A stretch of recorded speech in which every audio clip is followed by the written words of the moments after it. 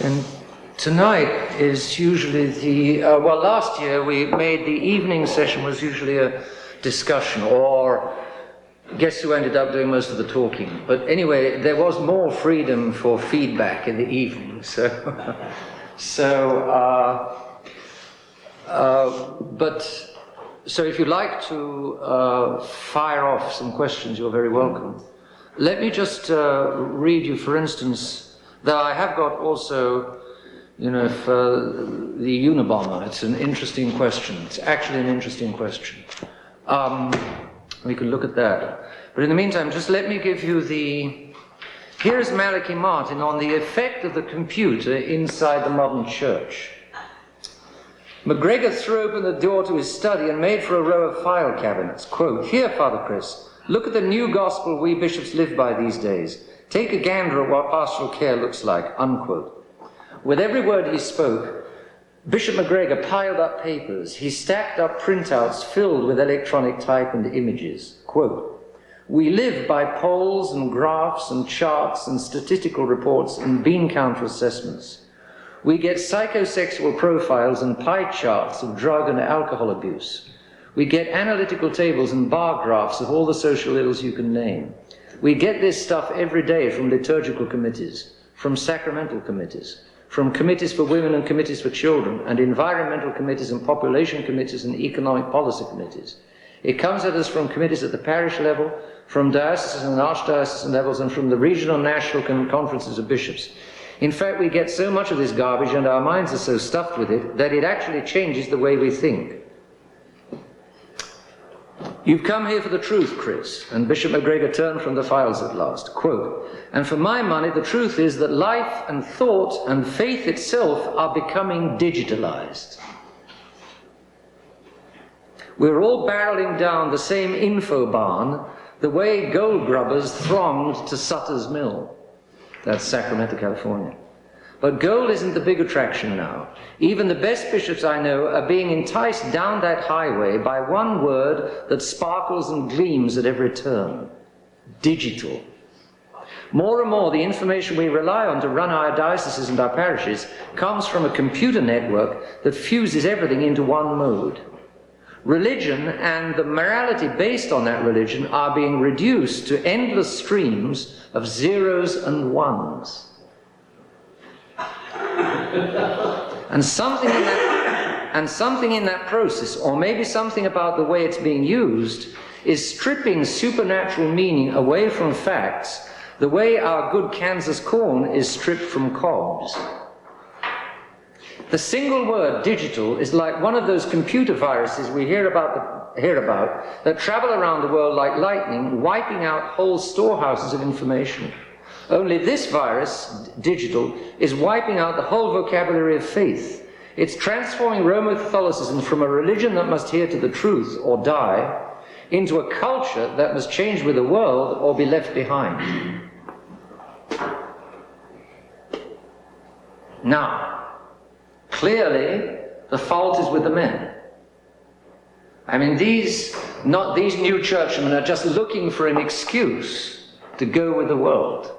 And the computers and the printouts and the mice are giving them that excuse. So, nevertheless, these machines are the excuse for all kinds of people today to get away from people and into isolation. Zeros and ones that I completely dominate by punching my buttons. The magic lantern, we're back to the magic lantern, and it's a magic lantern that I completely control. It doesn't even do something on the floor like the dog every now and again does. There's never any spontaneity coming out of the machine. It's all totally predictable, totally under my control. There's a lot of statistics coming out, because now we think we must do something to them or with them, and that's another problem. And the printouts, people, salvation by printouts, and the papers pile up any amount of information, masses and masses of information. And the internet, that's wonderful. I can get all kinds of books on the internet. So I just do, and the books pile up. Do I ever read the books? Are the books any the better or any the worse for being printable out on the internet? It's just the medium is the message, as Marshall McLuhan said. The medium is the message. That was the famous saying of Marshall McLuhan. Marshall McLuhan was not a saint, but the medium is the message. It's a famous saying. Marshall McLuhan was a naughty man. He was an American thinker in the around the 1960s. And what he meant by that is that the machine becomes an end in itself. The medium is the message. It's the simple fact of printouts which is what matters, not what's being printed out or how valuable is what's being printed out.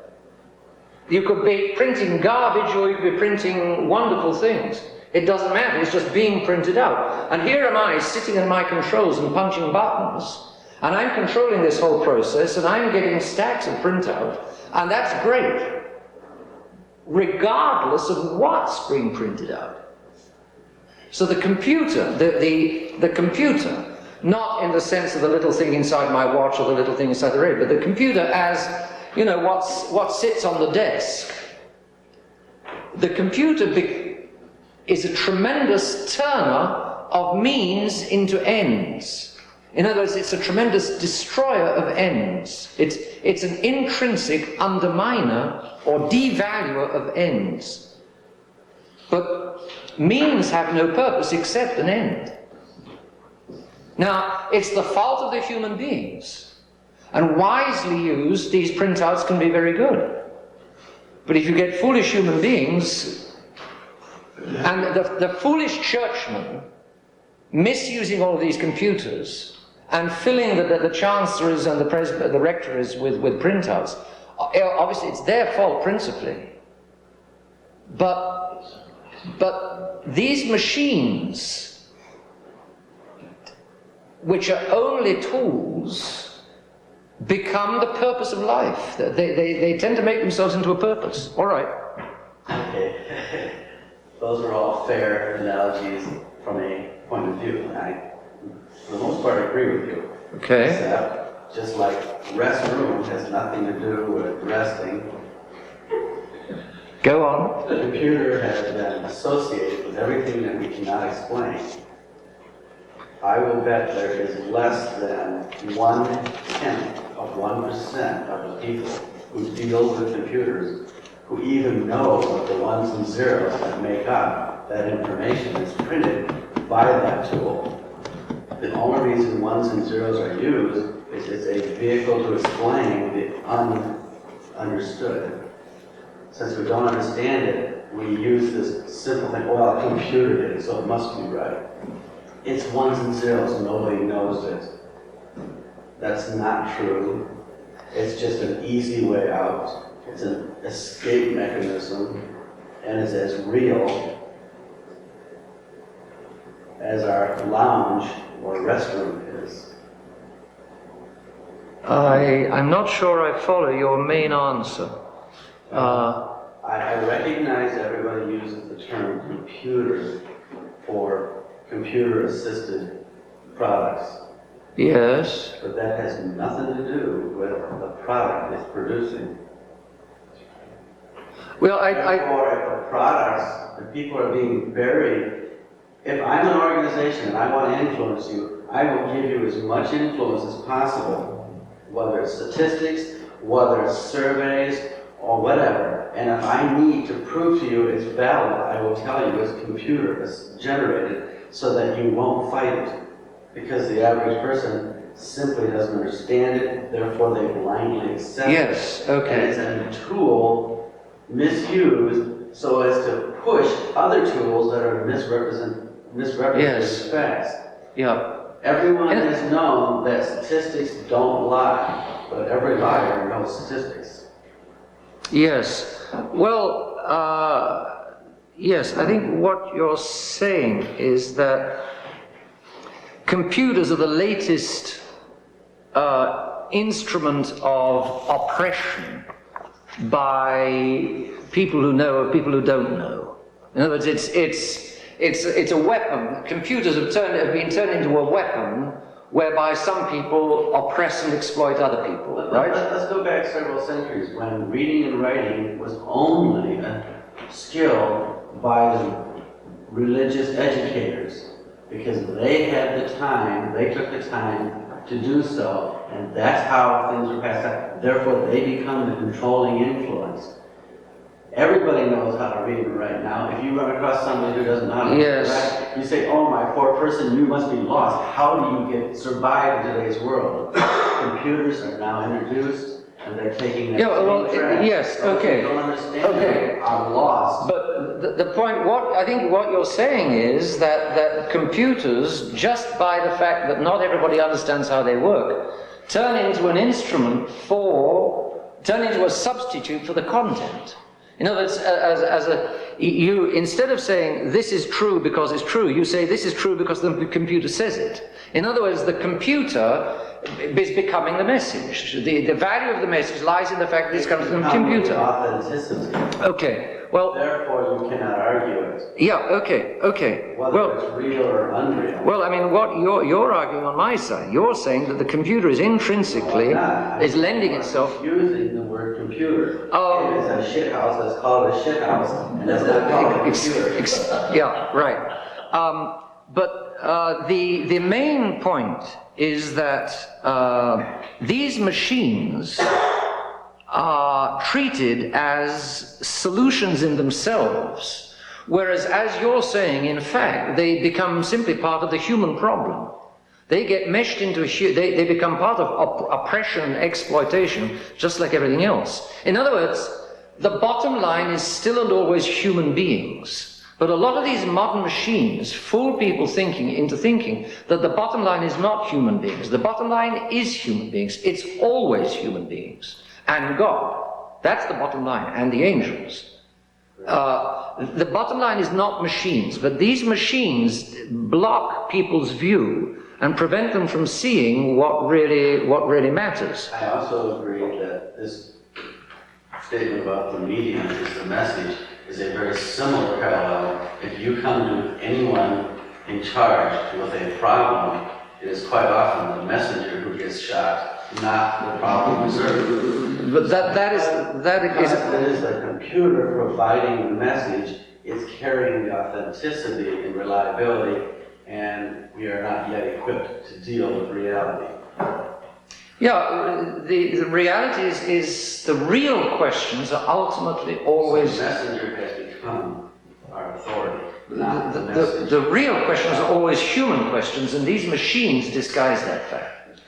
No. Yes. I think these machines become inhuman simply because of the bigness of what they can do. The machines... There's no longer a human perspective, and nobody can check anymore. I beg your pardon. Machines are not inhuman simply because of their bigness or their size. Machines are inhuman because there is no way in which any machine can have free will. I was saying, even a dog has something that no machine, any dog, any animal, has something that no machine has. When I've got a tiny little ant, one of those tiny on the end of my finger, I don't know which way it's going to walk. Only God knows which ways it's going to walk. There's no mechanical program. Whereas if I've got a computer in front of me, every single move of that computer is predictable, except from something that breaks down. Short of a breakdown, every single thing is predictable. It's going along fixed grooves. Therefore, it is intrinsically inhuman. And to reduce all human problems, or any human problems, to mechanical terms, is to cut out what's essentially human. And it's to contribute to a process of mechanizing and dehumanizing human beings. You're killing off what's essentially human in human beings. Listen to the Unabomber's argument, because he's got quite a bit to say on this question. Here is a summary. This is just a brief summary of the Unabomber, and we'll go into it a little more. This does actually bear on the encyclicals, because the form that this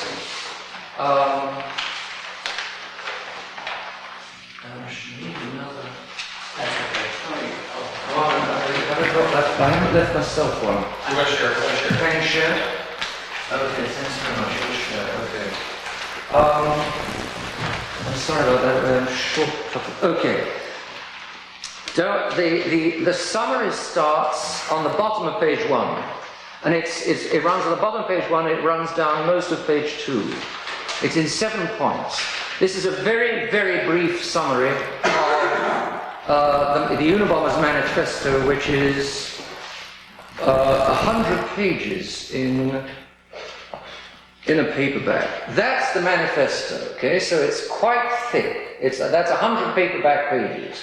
And he says it's already too short. So he considers he's got a big argument, and I think he has.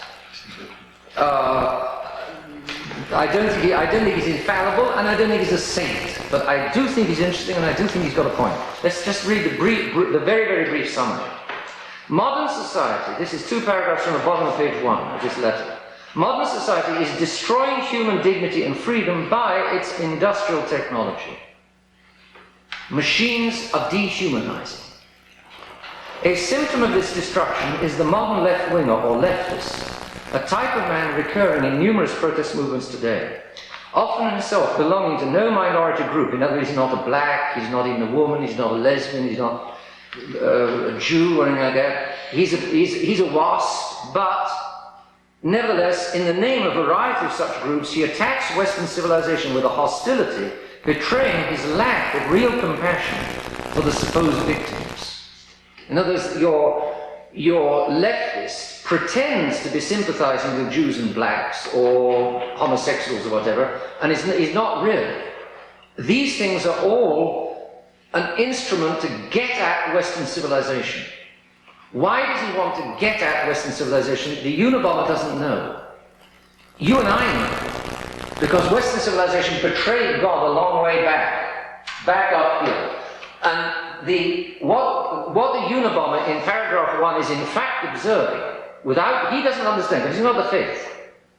He doesn't understand what's going on, but what he's in fact observing is the globe turning against people.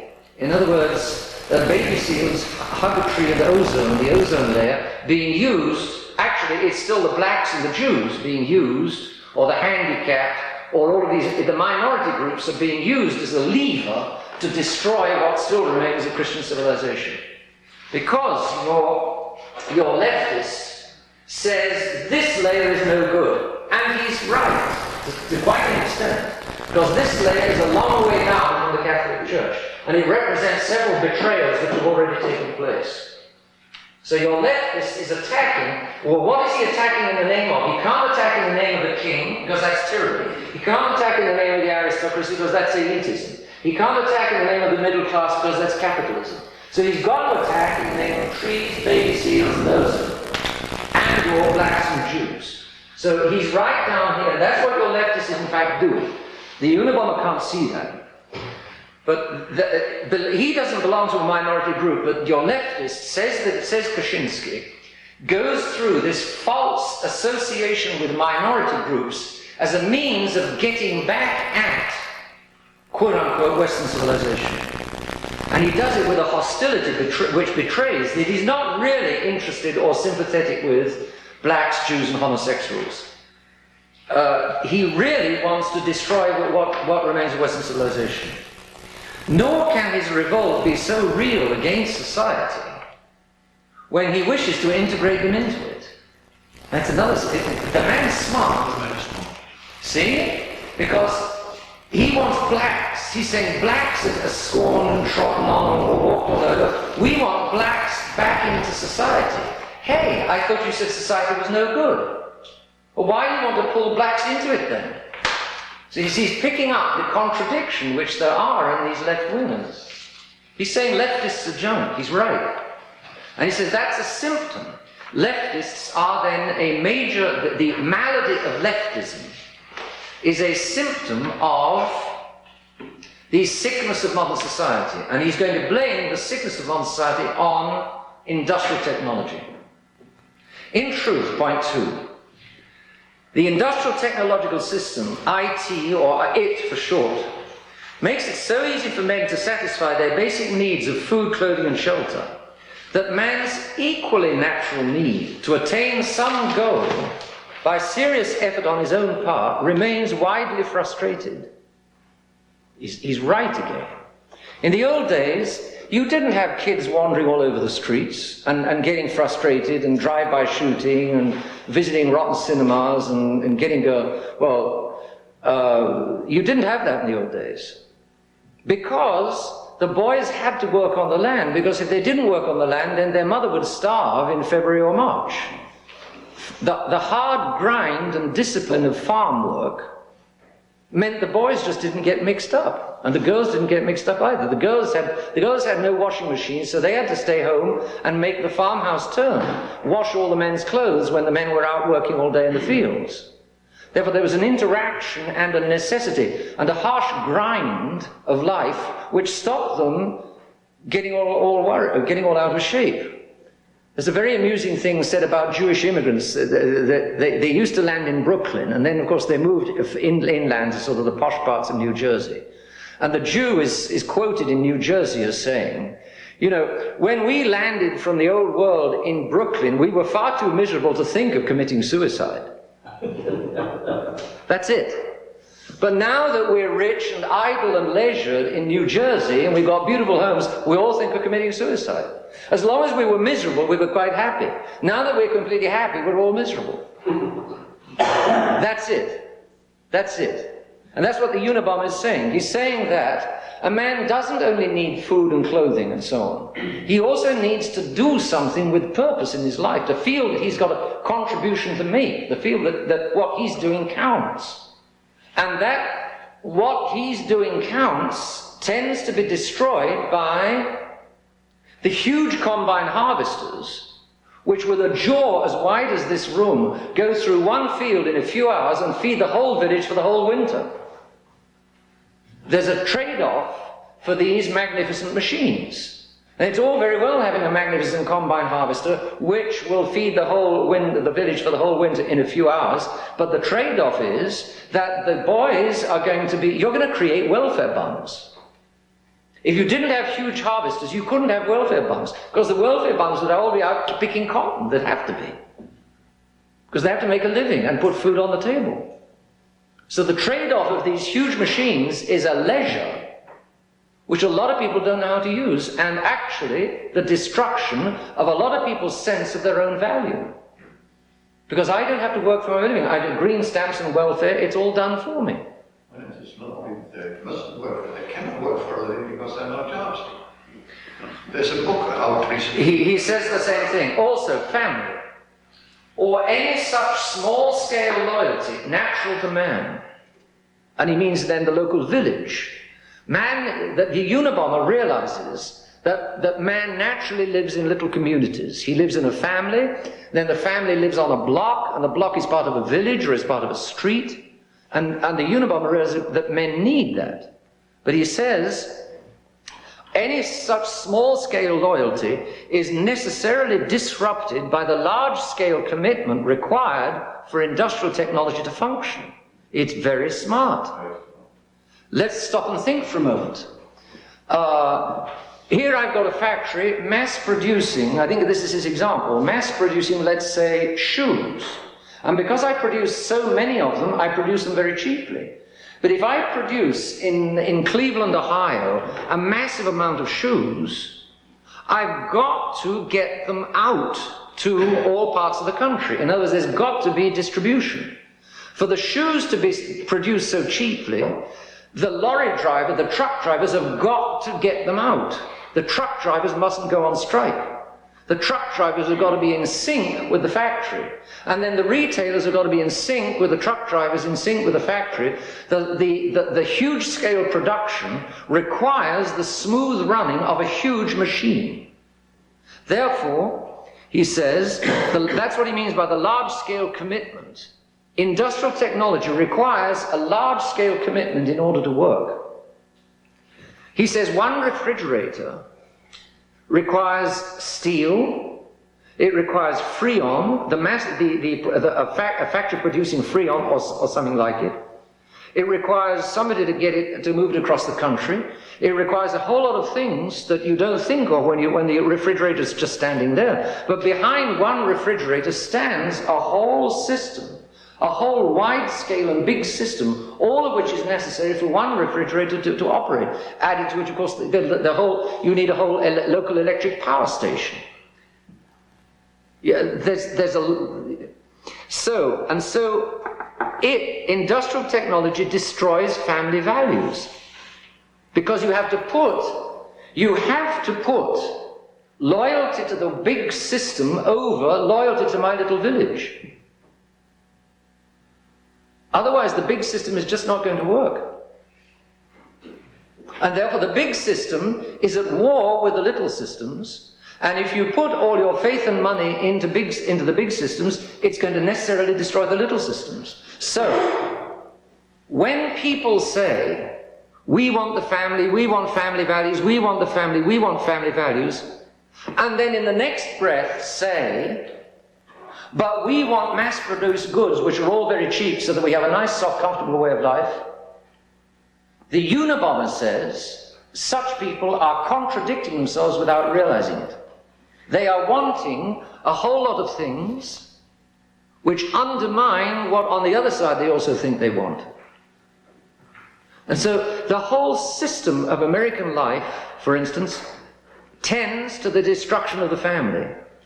So that when poor Americans stand up and say, I want to defend my family, I believe in family values, I want to defend my family, nearly always the same Americans, 2 or 3 or 5 or 10 or 15 minutes later, will be speaking up for technology or speaking up for industry or speaking up for something which undermines the very family that they've just said that they wanted to defend. So there is always a trade-off. And the trade-off of industrial technology is expensive. Exactly the same thing's happening in Europe. In Europe, decent Englishmen are saying, we want England. Decent Germans, patriotic Germans, are saying, we want the sovereignty of Germany. Decent Frenchmen are saying, we want old-fashioned Catholic France. But a quarter of an hour later, that same Englishman, the same German, and the same Frenchman are all saying, but we also want the nice life which is provided by European-scale production. But the moment you speak up for European-scale production, so that the shoes come from Spain, the tomatoes come from Italy, the razors come from Holland, the beef comes from England, whatever it is, the moment you want wide-scale production, with all the bananas coming from Ireland, whatever it may be, you've necessarily got to put Europe first. And so these dear Europeans who... The dear Europeans who on the one hand want to defend their own country, on the other hand want the soft, inexpensive and easy life, they're contradicting themselves without realizing it. If you want a nice sovereign country, you've got to pay the price, which is less manufactured, soft, inexpensive goods. If you want these soft, inexpensive, easily available, mass-produced goods, you've got to say sooner or later, bye-bye to national sovereignty. Take your pick. You pays your money, you takes your choice, but you can't have it both ways.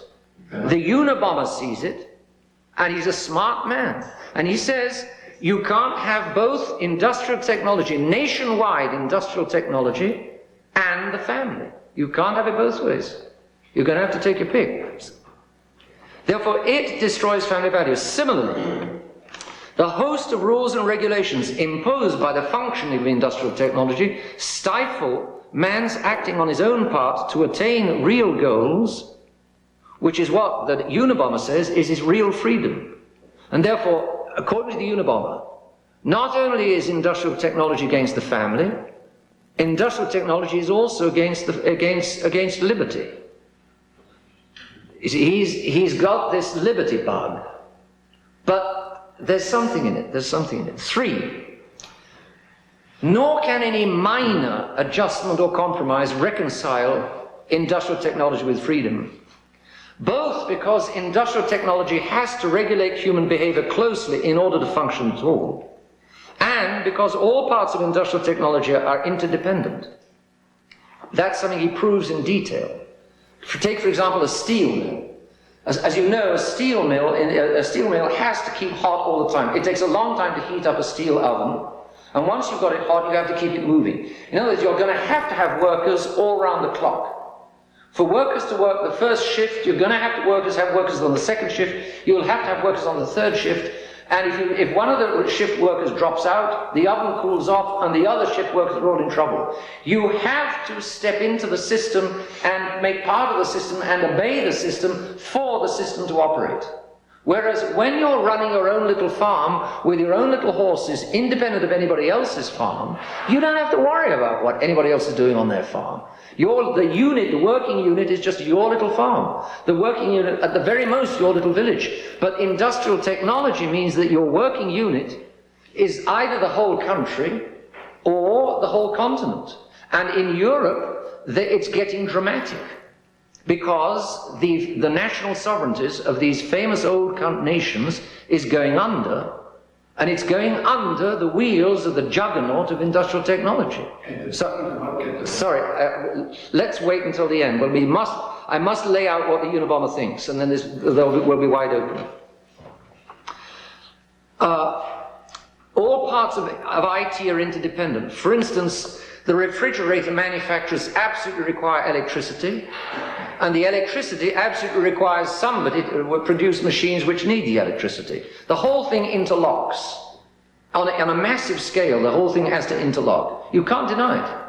You just can't deny it. And there's always a trade-off, but if you have the nationwide technology, there's a serious loss as far as the family is concerned. And he argues why. He argues, the man thinks. Moreover, men's desire for industrial technology and for the benefits of industrial technology has for a long time been proving stronger than their desire for freedom, for a variety of reasons. So that the advance of industrial technology seems to many people to be irreversible. I'm sure it seems to many of you to be irreversible. For instance, interesting example. The use of a motor car was originally optional. When motor cars first arrived, you could have one or you could not have one. You didn't have to have one. But then, after a while that the motor cars had been here, especially in the United States, the cities were laid out in function of the motor car. The suburbs immediately began spreading out much wider, and in order to go to the shops, you need a motor car. In the old-fashioned towns and villages, like in New England, you can walk to the shops, or the houses you could walk to the shops, but no longer. Today the mall is 5 or 10 minutes away in a motor car, and everybody thinks nothing of jumping into the motor car and driving to the mall to buy. But you need a motor car to get to the mall. Sometimes they often don't even have pavements or walkways any longer to get from the suburbs or the homes to the shopping malls. And if you walk from your home to the shopping mall, the police car comes by to ask what you're doing. Because you're a strange creature if you're still on your 2 feet. In other words, originally the use of a motor car was optional, but the very motor car, so changed the layout of cities that now you have to have a motor car. Therefore, he argues, industrial technology will be stopped by no small-scale reform, but only wholesale revolution. So he's wanting another revolution to break up the industrial technology establishment. Admit, the man's got some brains. 4. The clash between industrial technology and human freedom is highlighted by industrial technology's present pursuit of ways to tame wild behavior. For instance, the control of schooling, the control of parenting, drugs. What's the famous one that they're giving to kids? It begins with an R, Ritonol or something. Ritalin. Psychotherapy, neurology, genetics. Eventually, it's just around the corner, brain engineering. These are all forms of manipulation by which industrial technology will, if it can, re-engineer the very nature of man in order to fit industrial technology. He's right. In other words, the tail is wagging the dog. Man has created industrial technology to serve him, But now, man is going to be changed in order to serve and to fit industrial technology. That's what's happening. It's happening right around us. And you see the constant, we give the kids drugs because they're not fitting into our wonderful schools, or they're not fitting into our wonderful way of life. Or my wife is considering that I'm a son of a, well, I need to send her to the psychotherapist because she's got the problem. No, maybe she hasn't. Maybe you're the problem. Maybe all of these kids that misfit modern society, maybe they're not misfits. Maybe it's the society that's the misfit. You listen to these rock singers. I mentioned in this thing that I mentioned Pink Floyd. You listen to these rock singers. They're in pain. And they're in pain in modern society. We don't need no education. We don't need no thought control. They're complaining at the schools because the school system is processing and brainwashing. The school system is denying these kids their value and importance as human beings. It's wanting to turn them into machines. It's wanting to turn them into computer nerds. And a marvelous sentence of his is that he says, the teachers in today's schools are too busy taking knives and guns away from the kids to have the time to turn them into computer nerds. It's well said. Very well said. Because the kids don't want to be turned into computer nerds. What do the kids want? They don't know.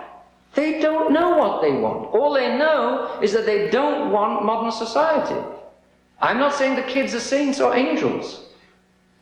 But I'm saying that modern society has got a lot of things deeply wrong. And the Unabomber, even without the faith, is intelligent enough to be on the tail of these things that modern society's got wrong. What's happening is, this is where we're connecting with the encyclicals. The Catholic Church understands human nature as God made it. But the Masons are wanting to change human nature. They're wanting to bend, they're wanting to substitute God's nature with a new nature of their own. But the new nature, the new world, the new technological world, the new machine world that they're producing to change human nature doesn't fit human nature. And so the poor kids are squealing and yelling because they know it doesn't fit. Then the kids reach the age of 20 and they flip. The kids flip. The kids say, well, I'm being offered a nice cushy job with $50,000 a year, and there's a sweet chick here, so I'll settle for a ticky-tacky house, a ticky-tacky wife, a ticky-tacky car, a ticky-tacky salary, and I will have a ticky-tacky happiness, and then my kids, I know, will listen to rock and roll when they grow up, but I know that they'll grow out of it just like I grew out of it. What kind of a world is that? So, all of these things are forms of manipulation by which industrial technology will, if it can, re-engineer the very nature of man in order to fit industrial technology. The tail is going to wag. The tail is already wagging the dog. We've got a deep human problem, and the Unabomber is killing people in order to wake people up to the problem. I'm not saying he's right. I'm not saying he's right. But the man is so frustrated at trying to get through with a serious message to people who will not be got through to, that he's resorting to killing in order to get through. Presently, more and more humans are rising up in revolt against industrial technology. But if industrial technology prevails, not even the rulers, the manipulators, the guys in control of industrial technology will have much freedom to move. Okay, and that's very true.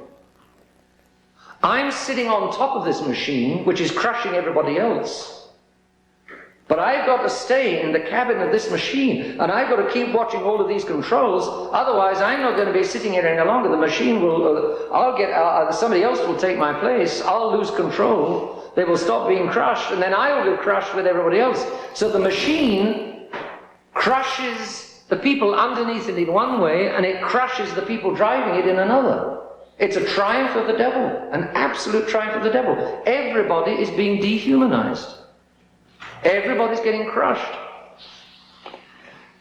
If IT wins, then not even the drivers of the IT will have much freedom to move. Whereas if IT is smashed, that's the Unabomber's dream, there may be chaos, but at least humanity will have another chance. And the chaos may cause less suffering than the continuance of our industrial technology will cause. Phew. Man. And he argues every point of the way. 5. Because if IT survives, if industrial technology survives, then the future looks grim. Because he's got various alternatives. If IT is not broken up and smashed, if we don't take sledgehammers to the whole industrial technology way of life, if IT continues, there are various alternatives. Either for the sake of efficiency, machines will be in total control and no man will have any freedom at all left. Or an elite will still be in control, an elite will be running the master machines, and then there are again two alternatives. The elite will run the master machines in such a way as to eliminate the masses, so that a few are in control while the rest are dead. Or they will run the machines so as to tame the masses, domesticate the masses, so that the few are chained to the machine. They've got to stay in the driving seat and keep pushing on the buttons, while the rest have no freedom or meaning in their lives.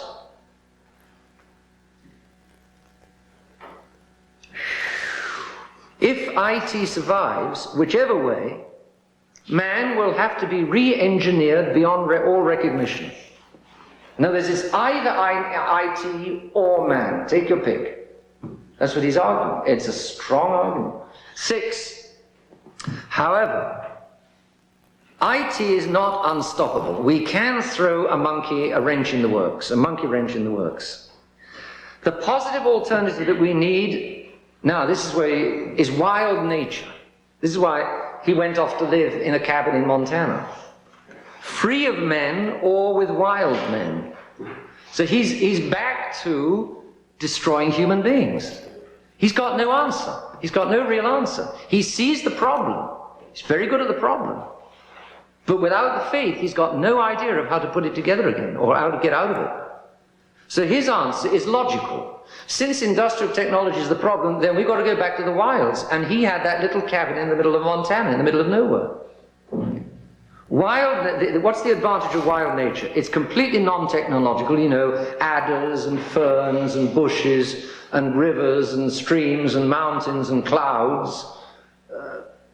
It's non-technology, it's beautiful, it takes care of itself, it permits survival living. One may have toothaches, but rather toothaches are better than industrial technology. The means of overthrowing IT are a revolution which will be not merely political, but economic, technological, and worldwide, because IT cannot be overthrown piecemeal. So he's dreaming of a massive worldwide uprising against the machine. Above all, let our revolutionaries, so he wants another revolution. We've had 1, 2, 3, 4, so he wants a 5th revolution. It's all the same thing.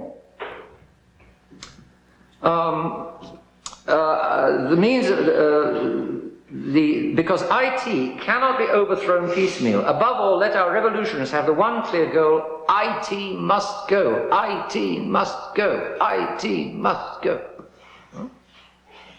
All means to achieve that goal can then be pragmatically adjusted. And he talks like Lenin, you know, he talks like a communist.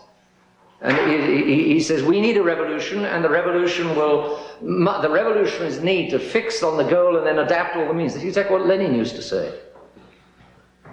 7, finally. Let our revolutionaries not mix with leftists who are as anti-individualist as IT is. And so the leftists will only oppose IT in order then to use it against everybody else.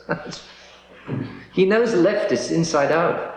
And so he hates industrial technology, and then he hates leftists, and he wants to go back to wild nature. It's just another non-solution, in fact. But he's right, as so often, all the way down, he's right about the defects of the previous establishment. Henry VIII was wrong, because Henry VIII was attacking the Catholic Church. But all of the others are more or less right in what they're attacking. Also, leftists habitually collaborate in revolutions with non-leftists only to double-cross them later. Leftism is totalitarian by nature. In fact, it is a substitute religion, the need to believe in which will make even decent followers condone the most indecent crimes from their leaders. And so he started with the delinquency of leftism, and he finishes with the delinquency of leftism. So he knows that leftism is no answer. He's protesting against leftism.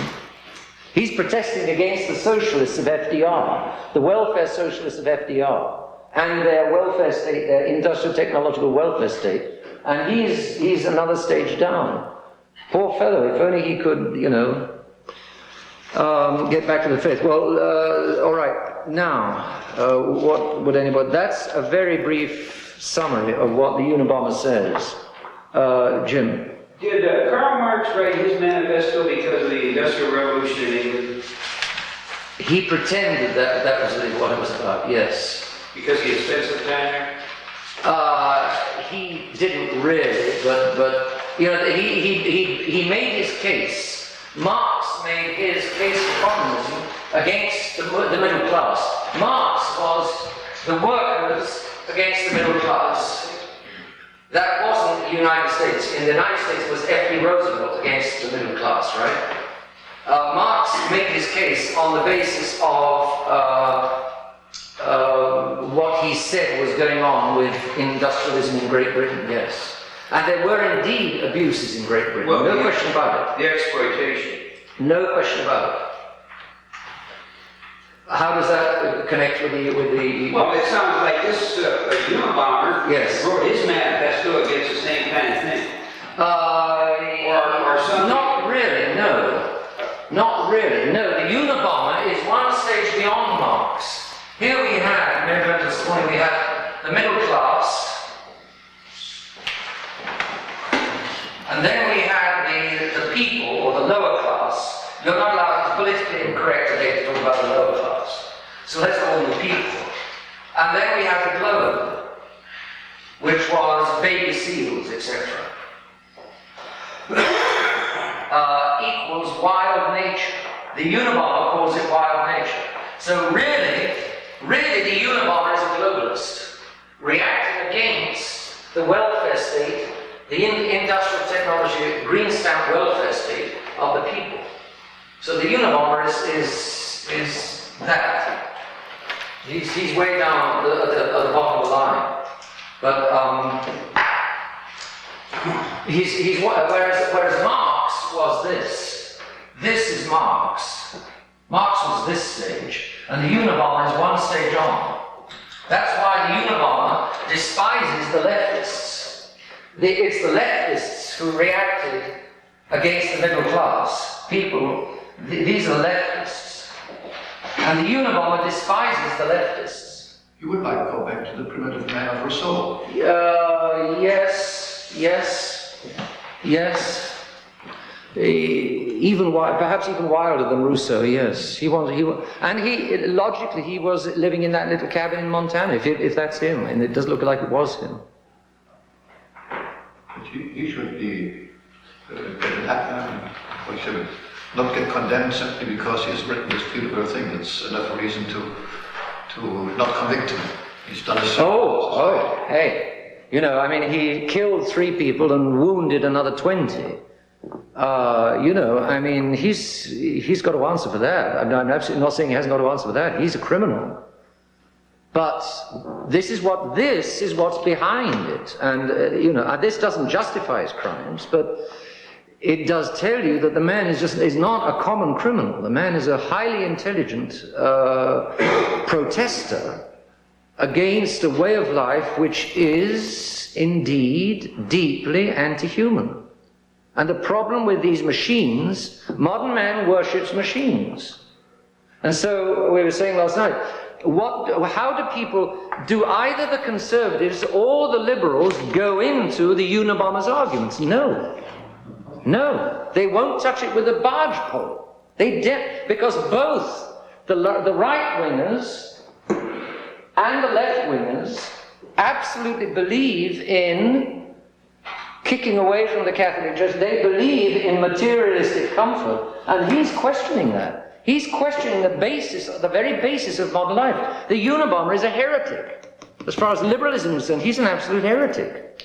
He's questioning leftism, he's questioning liberalism, he's questioning materialism, he's questioning technology, all of these things that neither the average right-winger nor the average left-winger will dream of condemning. They all think that the modern way of life with machines instead of God is wonderful.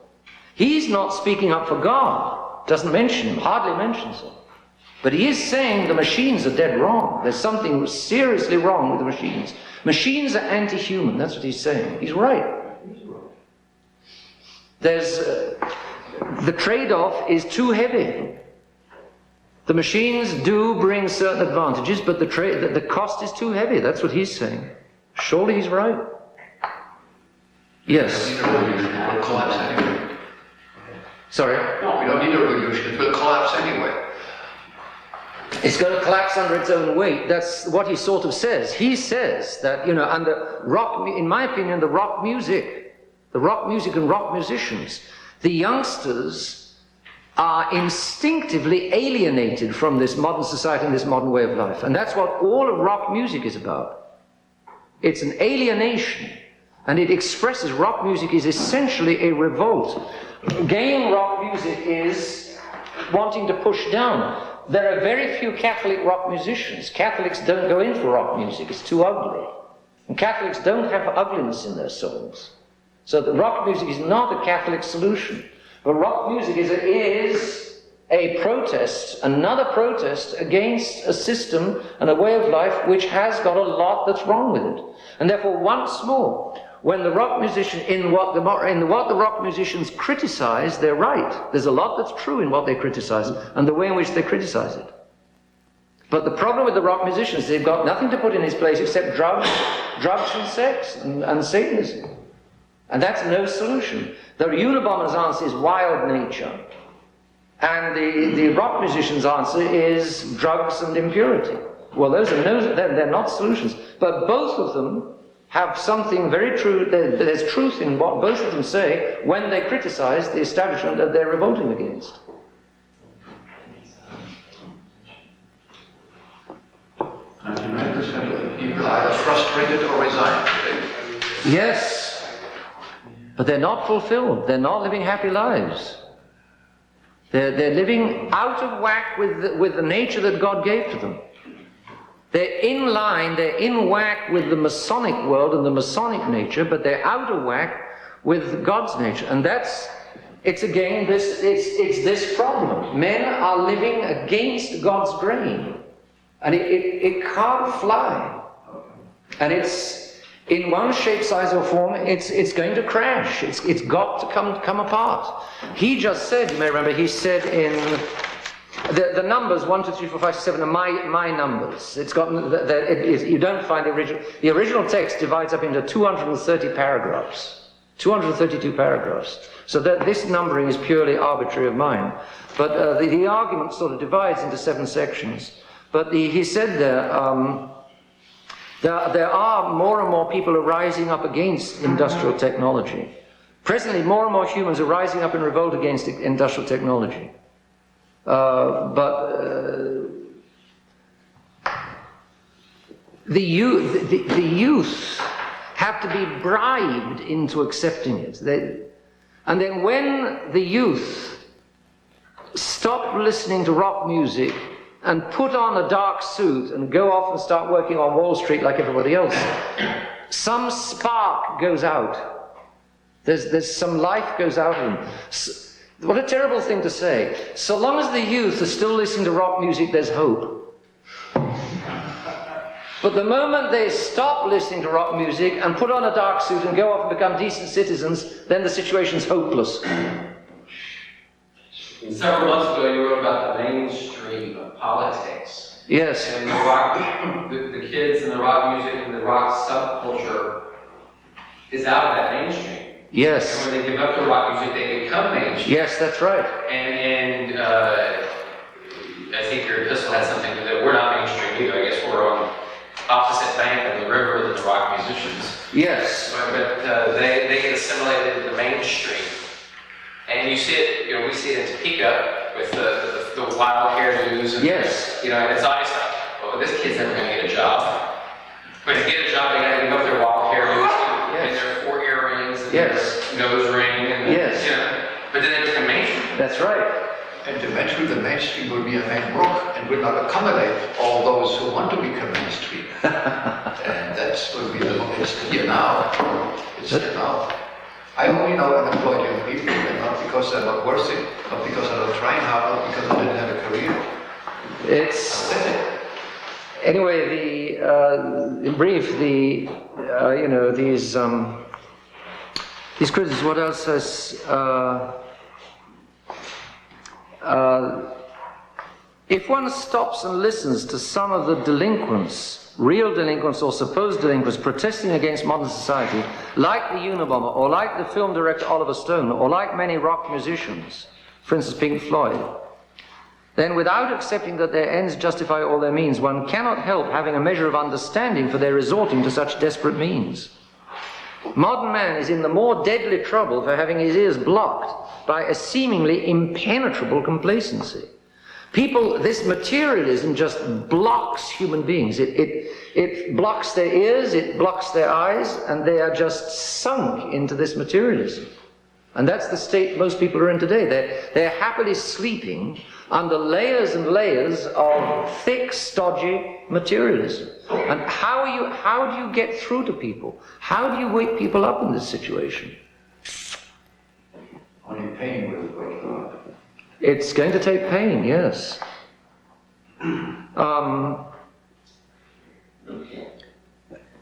Quote, yes, but Catholic bishops have no business to be rummaging in such gutters. What on earth are you doing quoting terrorists like the Unabomber? Or talking as though terrorists have anything to say? It's an outrage that you're giving any credit to the Unabomber. Madam, do you wish to save your rebellious teenagers' souls? I'm sure that you're well aware that if you talk to your teenager about Ignatius of Loyola or Saint Teresa of Lisieux, you do not even get to first base. But just breathe the name of Pink Floyd, and the youngsters immediately perk up. This is their world. This is what the youngsters are in tune with. The youngsters are alienated. You don't know why. You adults don't know why. This is why. This is our world, and there is no other in which we have to save our souls. If only the honorable professors and respectable bishops were tackling the questions tackled by the Unabombers and by the Oliver Stones, then your children might look up to the professors and the bishops instead of looking down to the rock musicians and the terrorists. But since nobody decent, quote unquote, seems to address the concerns of these youngsters, how can you be surprised if they go and eat out of the gutter? You close the cafe and you close the restaurant, and then you're surprised when they go and eat in the gutter? Rock music is one long, unheard scream for help. Well, I don't know if that seems to be fairly outrageous. This is the world that Masonry is producing. Materialism, salvation by machines. You've got a problem, invent a new machine, invent a new pill. How many know Aldous Huxley's Brave New World? Soma, you just give people pills. We've already got that pill, retinol, which they give to kids. And now you get, the problem, if the kids have a problem, hey, think, why have they got a problem? No. Our society is wonderful, all we need to do is give them some drug, and then they will accept that our society is wonderful. You turn them into zombies with your drugs, and then you'll have a wonderful society full of zombies. Well, that's what people today think. Any other questions about anything that's come up today? Yes? I want to backtrack all the way to the start of number 1. And we were walking through lots of these with examples and counterexamples, and so I took some notes. Hopefully they're here. You talked about the negative big machine. You used an example of combine machine. Yes. Making so many people sit around because they no longer have the need for work. Right. And turn right around and use another example of technology that expressed the refrigerator has created more jobs than what it originally displaced. Because now we need people to produce electricity, people to produce freon, people to produce. We need to mention the fact that products create the need of other products, which create the need of themselves, because it becomes a vicious cycle. It's clearly true that some of the machines do create jobs. If creating jobs is a good thing, then definitely, obviously, industrial technology creates a lot of jobs as well as jobs that it destroys or suppresses. But the thing is, what you lose in the process is this, that so long as each man was on his own farm, each man took his own decisions. Is it going to rain tomorrow? John says yes and Bill says no. John therefore doesn't plant and Bill does. One of them is right and one of them is wrong. You take your own decisions and you take the consequence of your own decisions. You mature. You're subject to the discipline of the weather, which you can't control. But if you live in the big manufacturing, the industrial technological system, one, you lose. You're not nearly so directly in contact with the consequences of your own decisions. Firstly, you haven't got so many decisions to take, as if you're running your own farm. You can only decide whether to go to work or not. If you decide to go to work, you have to punch the clock and then do exactly what you get the Friday paycheck for doing. And you stand at that boom, boom, boom, boom, boom, boom, like a zombie doing some boom, boom, boom, boom work all day long. You punch out at 1 o'clock, you punch back at 2 o'clock, you punch out at 6 o'clock, you commute home like a zombie, you flop down with a can of beer and slippers in front of a TV set, and you watch zombie programs until you're too exhausted to do anything except go to bed. This is modern life. It's a whole system which locks you in and takes away your humanity. It's only one small fraction of some of that system. It's not all of it. Not everybody is on that assembly line that you described. Everybody's on something like it today. Most people are on something like it. Most jobs are, in that sense, or many jobs are in that sense meaningless. And he argues that these technological jobs, it's true that in modern factories, they are trying to get round that. They're trying to recreate sort of initiative and responsibility and human contact.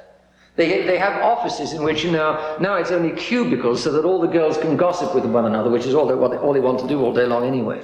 And that is human. The girls gossiping with one another, that is human. And you, by knocking down the walls and letting the girls sit, I mean, that's a restoration of humanity. I mean, human nature keeps coming back. But the system in itself is taking a terrible toll on humanness. It's dehumanizing. It is, but what is really divine, we're going back and we're blaming the media for the result. We're not going back and picking the original cause. Oh, the original. Well, the basic problem is sin, and let's always remember that. These tools. If these tools could be wisely used, but what we're saying is that there'd be nothing wrong. But what we're saying is and what he's arguing, he's got a real case that has to be answered. What he's arguing is that the scale of technology today is so interlocking and allows for so little freedom of initiative. Because if I don't drive my truck to get the shoes away from Cleveland down to the retailer is out of business, and the factory clogs up with shoes. Everybody has to do his thing. Everybody interlocks in a way that never used to happen. In the old days, the very most that interlocked was, let's say, a village, because all you needed was a cobbler, a baker, a few farmers, a soldier maybe, and on a small, everybody knew everybody else. Everybody knew everybody else's business. You couldn't get away with, all the old women were watching who was going out with who, and watching what they were doing all day long. And and they knew, and you couldn't get away with it. Now you drive all over the place, and you've got motel. I mean, you know, there's a heavy price to be paid for modern technology. Yes. I think it's also wrong to say that more jobs are created than are lost in the country. And there's absolutely no doubt today that the system does not create enough jobs. There are over 30 million unemployed today in the Western world. In America, if you have 20 hours minimum wage jobs, you're no longer counted as unemployed. I mean, the whole statistic is fraudulent. The situation is in the whole Western world absolutely desperate, and I don't want to talk about the others. And when it comes to the whole human factor, no wonder, because Adam Smith, whom we mentioned before, started with a concept to make his analysis. He saw what he called the homos economicus, the man he will consider for his purpose only from the point of view of his economic instincts. Yes. And all the rest has been forgotten ever since. Yes. And this is the problem and the price we pay. We have boxed ourselves in a position which we hardly can come out unless we really say we want to put first the problem, how should we as human beings live together and make a living? And then we should use the riches of our economy and our political will to create a society. Otherwise, that's it will right. not work. Because from the 18th century onwards, man became primarily an economic animal. That was capitalism. And you're leaving out politics, and especially leaving out religion. You're forgetting God. And people have steadily turned their backs on God. And they've created a materialistic society, a godless and materialistic society, which is posing incredible problems. If men turn back to God, could they wisely and happily administer the great industrial technological machine? David? No, I think the answer is no, and it would be for me to correct the point you just made. Please. I don't think they forgot religion. I think religion merged with economics, and that's why you can't fix it now. Because economics and religion are so intimately tied, and it's not the Catholic religion that it's tied into. Yeah, of course. In other words, what you're saying, economics have become a substitute religion. Just like communism is a substitute religion. And for other people, politics is a substitute religion. That I think is true. And because it's a substitute religion, because people think that sanctification is by earning money, that's capitalism. Because people think that sanctification is by earning money, you then talk to them about sanctification by prayer, and they just don't understand. They can't take it seriously. They're switched on to the substitute, and it's very difficult to pull them back to the real thing. So you intend to destroy the technology so that capitalism will go away? No, because as we've said before, if you took a sledgehammer to all of the machines without taking the machines out of people's hearts, without taking the sin out of people's hearts, without taking the godlessness out of people's hearts, they'd simply rebuild all the machines because they believe in the machines as the answer to the life's problems, right? The golden calf. The golden calf, yes. Only the owners of the machines still believe that. It's the golden calf, which sort of has all kinds of mechanical motions with doodads and gimzos, and it's the technological. Technology is a golden calf. Technology is an idol. It's a false idol. The serious question is, and I'm sure I know the Unabomber's answer, but that's not necessarily the true answer. Could if all men became Catholics again, how much would still survive of the great industrial technological machine? All of it. Tony, what do you say? No. I was out of the technological business, the advancing in computers and things like that. When my wife got cancer, I just sort of dropped all those things. Yes. 2 years later, I got back into it. 18 months, 2 years later, it had gone right by me. I decided, I made a conscious decision I wasn't going to get involved in it. Yes. I don't have a fax machine. I wasn't going to get a cell phone that I could carry around with me. Everybody that I deal with has one. Yes. And I see them doing less actually with more, and they're not going ahead. Yeah. I've watched this, and I've made a conscious decision. I'm not going to carry it with me. Yeah. I'm still going to do it the way I did it before. It went right by me. Yeah. I don't know how it happened. in the 18 months to 2 years that I wasn't following. Yeah. I was keeping up with what's new in computers, Yeah. and handship, etc.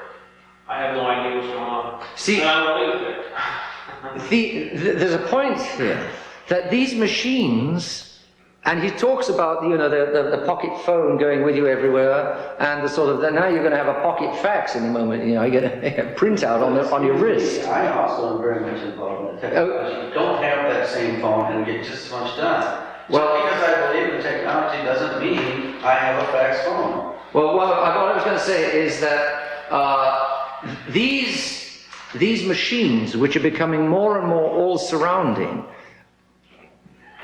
are they compatible with a spiritual life? I say no. Well, that's experience speaking. Yeah. Maybe for others it's different. See? But for me, it doesn't fit because I have to gear myself up to keep up. Yes. That means I have to do more, and there's only one of me doing it. Yeah. And I can't keep up with it. Keeping a factory open 24 hours a day does not seem like it would sanctify your workplace. Yes, that's right. And if we restore all things in Christ, everybody in all aspects of their life have to sanctify whatever our duties are. Yes. And it's hard to do that if you're a Catholic CEO and a Catholic VP and a Catholic board and nothing but unspotted Catholics running to run it 24 hours a day. I don't think you could keep unspotted Catholics. Yeah. Who said you had to run 24 hours? I think that's intrinsic to IT. Yeah. Yeah. Running 24 hours a day, for instance, the steel ovens, is intrinsic to IT. Your airline's running 24 hours a day. Everything runs with electricity and lighting. Yeah. And There's all kinds of that technology, but we're talking about industrial technology and the beast in the machine. Yeah. Not about this particular advance or that particular advance.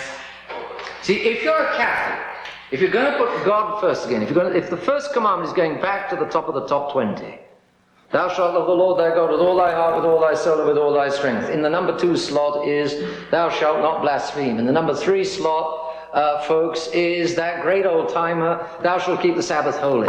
Then for number 4 we have honor your mum and your dad. And those are the top 10 of the first 10 of the top 20. If you're going to put that back, I think that rules out quite a lot of the technological way of life. I mean, a lot of modern life is incompatible with the spiritual life. For instance, a television set.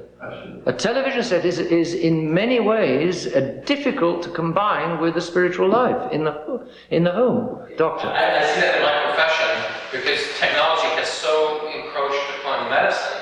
Yes. That in suburban and urban practices, it's test results and CAT scans and this thing and that thing, and the patient, it doesn't mean a damn thing.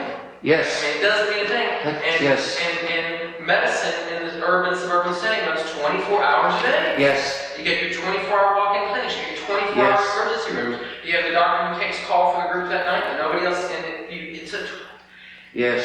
an all-consuming, impersonal. How is that compatible with the spiritual life? It's not. I think Catholics would, if men became Catholics again, there would be a severe break. All of industrial technology would go through the scanner to see if it's compatible with the spiritual life and with the first commandment or not. One of the first things to go would be medical insurance, probably. Wait a minute. You've got your Mason views and you've got your Catholic views. Right. So doesn't it also make sense to have your Mason technology, your Catholic technology? Well, Why can't technology run only 8 hours a day and not work on Sunday? Why well, can't? I think what we're saying, just sort of- It doesn't. what we're saying is that the Catholics would slow down. They would take a long, hard look at each feature at each piece of technology, and some of those pieces of technology, maybe many, would be ruled out as being incompatible with the spiritual life and with the love of God. They wouldn't be the same, but I can't see that. I'm surely we're not saying that all technology would be ruled out.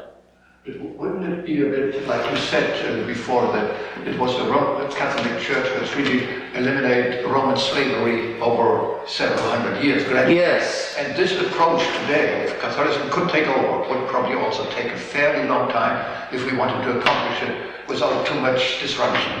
I don't think the comparison quite applies, because technology is too all-engrossing. It's as the Unabomber says, technology, he says, it can't be destroyed piecemeal. It can't be destroyed piecemeal.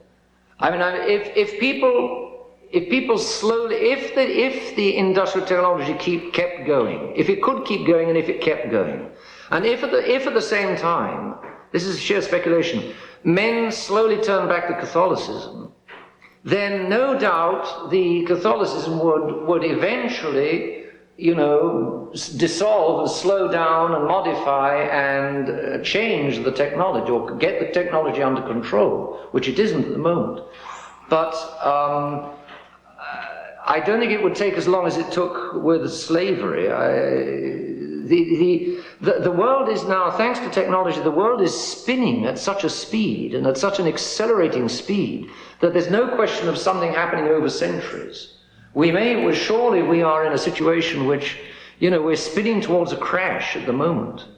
Because many people in modern society say that the machine is getting out of control, and the forces that brought it to where it is are pushing it further and faster along in the same direction.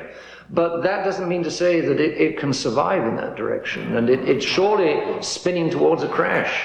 Jim? I find the similarity between the Unabomber's remarks here and Eisenhower's farewell speech in 1960 remarkable. That's The interesting. military-industrial complex is exactly what this guy here is talking about. Yes. I I don't know. I mean, I have the impression that I don't think General Eisenhower or President Eisenhower was questioning the very roots of modern society. He was questioning the military. He was questioning excessive military expense, and he was questioning that the military-industrial complex wagging the dog of the rest of the society. But I don't think he was questioning the very roots of society, which is what the Unabomber are, the very roots of modern society. Eisenhower surely accepted the roots of modern society, like, the Wright Nixon and Kennedy, and I mean, they're all agreed that modern society is basically a wonderful thing.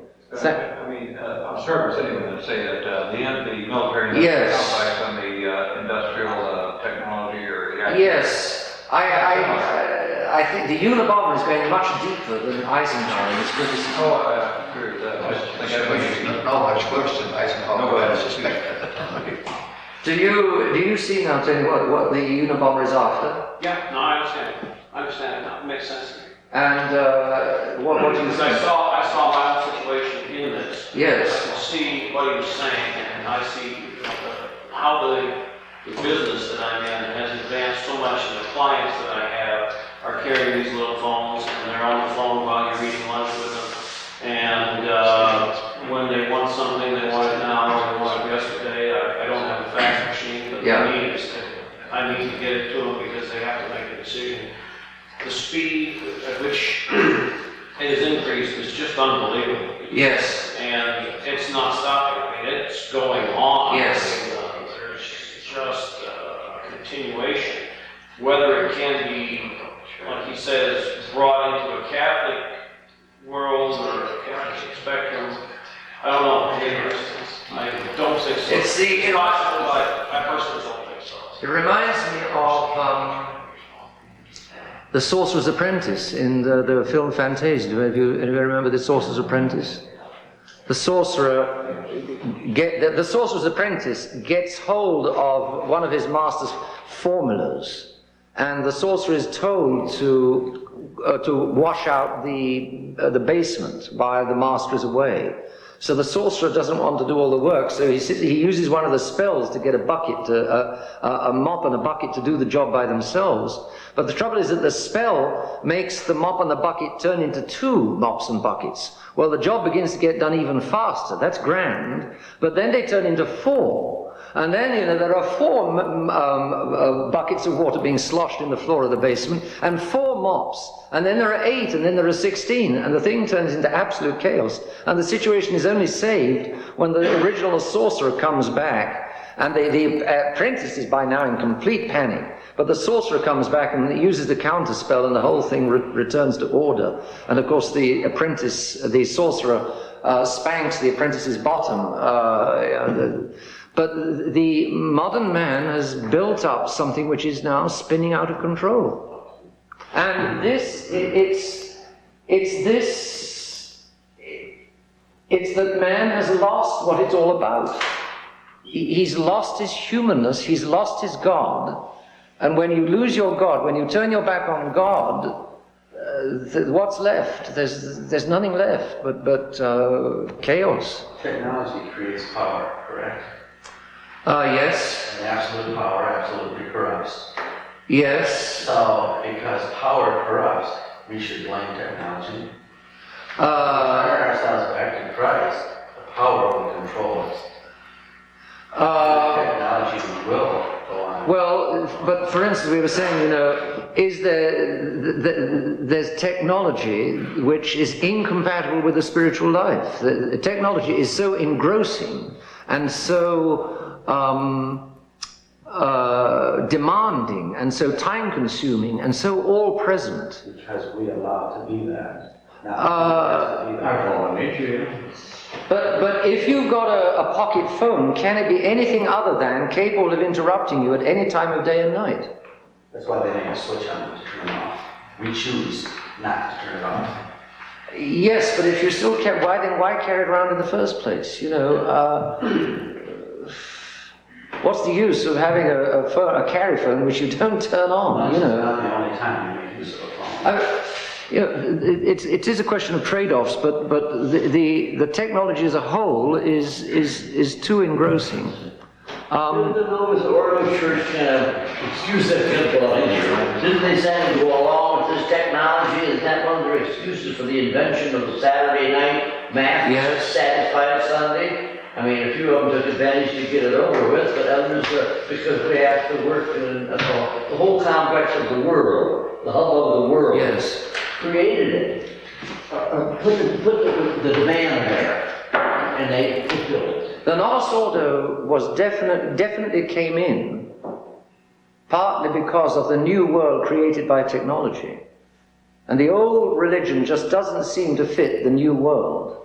And therefore the religion had to be changed to fit this new world. And that's why the new world, the new religion suggests, Malachi Martin here, is heavy into the technology and everything else. Because the new world is the new religion's business. But I mean, it's not, the question of machines is not the primary question. But the importance of machines in so many people's minds today is a measure of their decadence. Because the main problem and the main solution is never by machines. The main problem and the main solutions are always in men's hearts. Solzhenitsyn once said, the dividing line between good men and bad men doesn't go between one nation and another nation. It doesn't go between this part of the nation and that part of the nation. It doesn't go between this party and that party. It doesn't go between this village and that village. It doesn't go between this family and that family. The dividing line between good and evil, Solzhenitsyn says, goes between this part of my heart and that part of my heart. Good and evil is rooted in both. The clash between good and evil takes place inside every one of us, and that's where it has to be fought. So it's a question of the human heart and good and evil in the human heart. And that's not a question that machines can get anywhere near.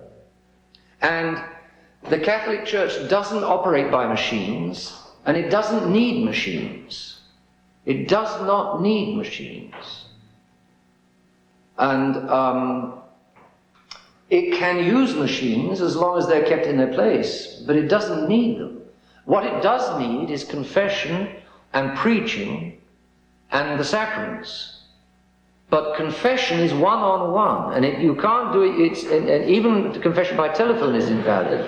It's one man talking to another. You can talk out in the middle of you can go to confession out in the middle of the field, walking through the wilds. You don't stole it, but what you do have to have is one man listening to another, or one human being listening to another, one man listening to another human being. That you have to have. Similarly, preaching. It doesn't need machines, but it does need the contact, the direct contact between man and men, between a preacher and a human audience.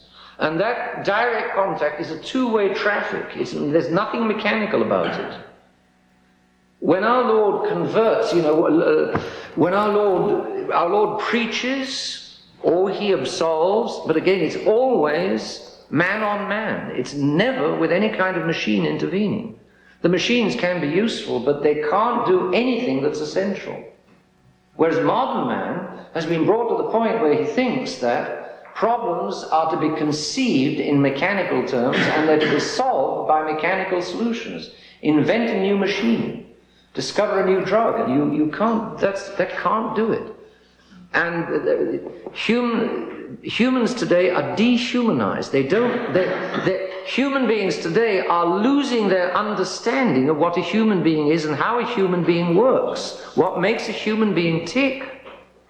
And that's why the new education includes so little of the old literature. So little of the old literature. The old literature, Shakespeare and so on and so on, makes no sense in the new world. And the teachers that have to teach Shakespeare don't believe in it. And therefore the kids don't believe in it. And therefore they're all more or less persuaded that Shakespeare is actually a complete waste of time. What they all want to get onto is biology, technology, computers, sociology perhaps. They're all misunderstanding and mistaking human nature. And therefore human beings are getting less and less human. And therefore the youngsters are more and more alienated without they having any idea why or where it's coming from. And they don't know how to try to solve it. They've got no handle on the problem, let alone and therefore they've got even less of a handle on any solution. It's an incredible situation. And it's being created by the Freemasons who wanted to completely change human nature. And they're taking advantage of technology because we can't. Yes.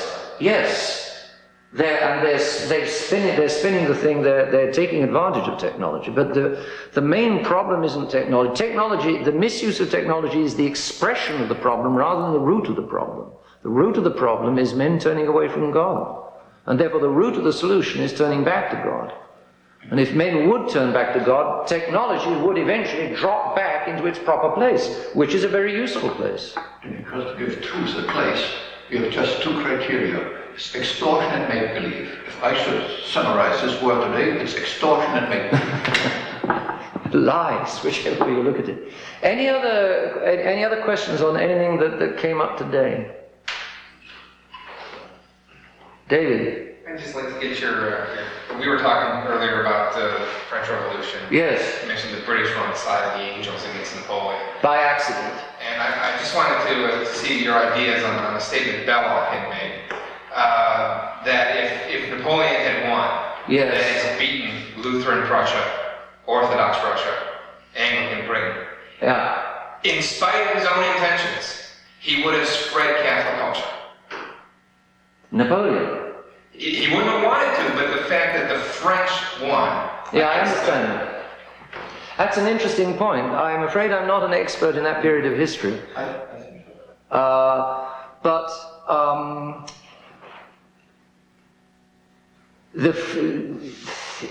That's one of those. What would history have been like if Cleopatra's nose had been half an inch longer?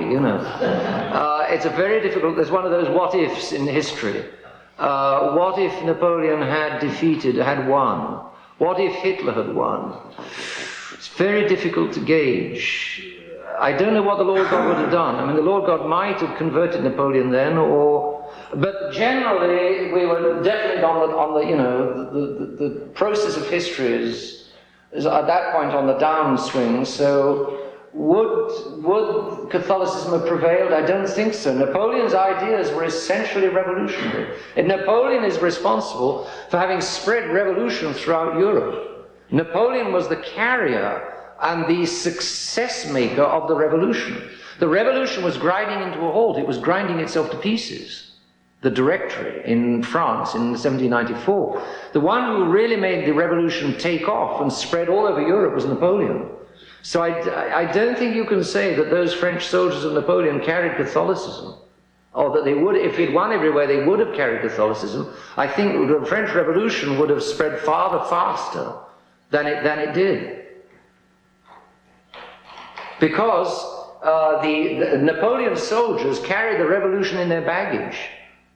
They all were singing the Marseillaise, you know, they all went to war singing the Marseillaise and glorying in the wonders of revolutionary France. It wasn't Catholic France that they were carrying with them. Somebody says that, like Vatican II, some people say that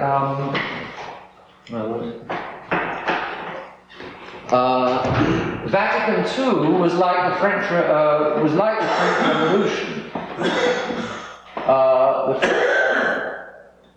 The French Revolution was like Vatican II. And just as it's Napoleon who really made the revolution succeed and who really spread the revolution everywhere because he organized it and controlled it and licked it into shape, whereas by itself the revolution was chaos.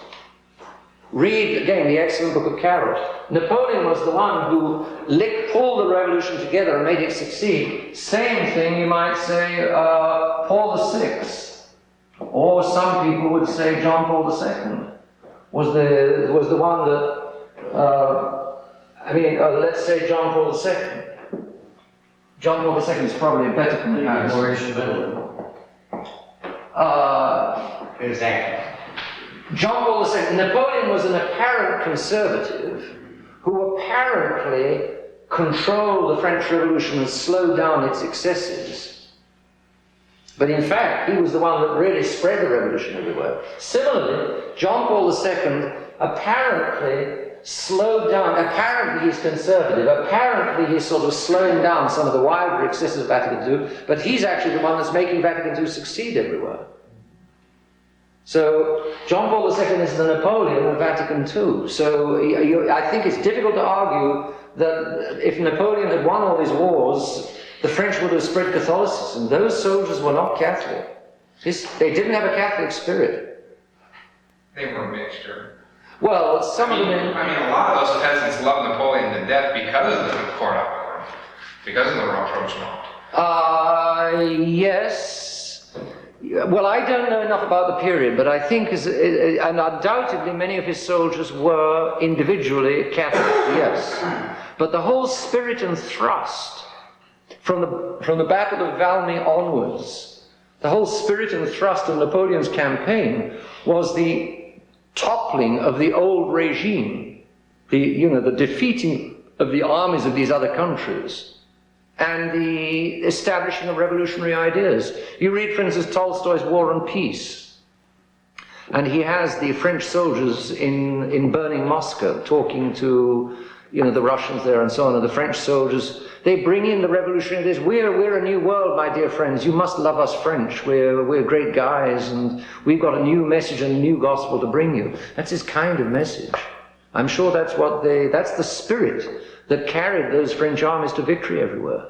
Napoleon was not a godly man, not by any manner of speaking. How about before he died? I think he died with the priest. I think he died as a Catholic. I think, yes. There was a priest on Elbow. Where was he finally? St. Helena. There was a priest on St. Helena. I do believe he died with the sacraments, yes. I think France has only been liberal in its intellectual class, and the solid middle class and the peasantry was very, very conservative and Catholic. Middle class were the Huguenots. No, what performed the French Revolution was the middle class. It was the Jansenist lawyers and the bourgeois that reacted with the help of a few treacherous aristocrats. That's what overthrew the rest of the aristocrats and the king. It was the middle class revolution, the French Revolution, essentially. I think so. And as for the workers, well, a lot of them were rejoicing at watching all of the heads being cut off. A number of the workers were good, but a lot of them were also bad. I think you can say. And the driving spirit of Napoleon's armies was rather revolutionary, I'm sure. We're very close. For tomorrow, take a look at, begin reading Libitas. Read to about paragraph. Some of this is a bit tricky. Hold on. Read to about 20. Read to about 20. What is the beginning of the paragraph? Hold on. That's a good question. Well, just read the paragraph, do no fine. But assuredly of all the duties which man has to fulfill. Got it? What page is it in the grey edition? 149. 149. That's taken from the Tran book. Okay. Compline, if you wish to attend. Once again, you're absolutely welcome to talk until midnight or the small hours in the room just above. And you're welcome to smoke outside the building, but preferably don't smoke inside the building, and preferably don't talk too loud any other part inside the building except just above, especially after Compline. Thanks very much. We'll meet again tomorrow morning.